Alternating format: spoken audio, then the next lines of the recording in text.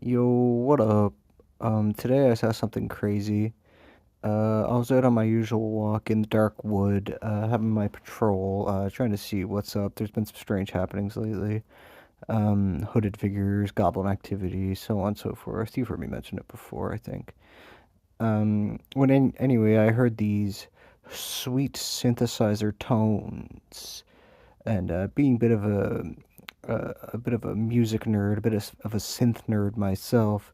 I decided to pursue the sounds and see the musician who's playing.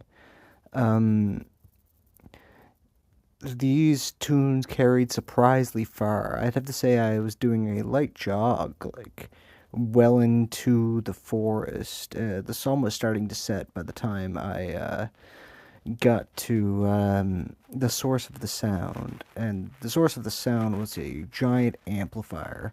Well, I guess not giant amplifier. It was like a bit the size of a bass amplifier, um, which not small but not big. Uh, Big if you're like an apartment player, I guess. You wouldn't even really want an amp if you were playing an apartment. Probably just like an interface and some headphones. Anyway, I'm getting off track. And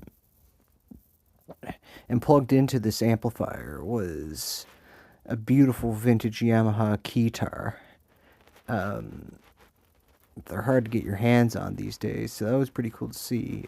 Playing this keytar was a robed figure. At first, I thought it was one of these robed figures that I've been seeing about in the woods lately, but when I got a closer look, his robes were tattered.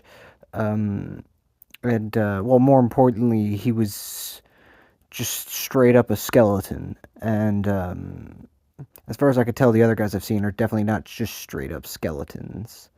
Um, he noticed me as I approached. He didn't seem to pay much mind to me other than a quick nod in my direction.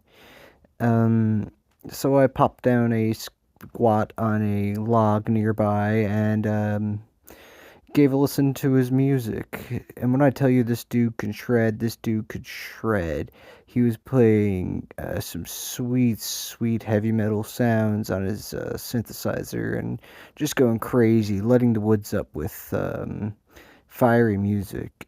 Big fan.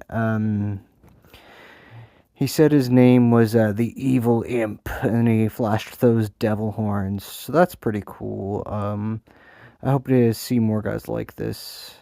I've been a big fan of Dungeon Synth for a while, so that's neat to hear.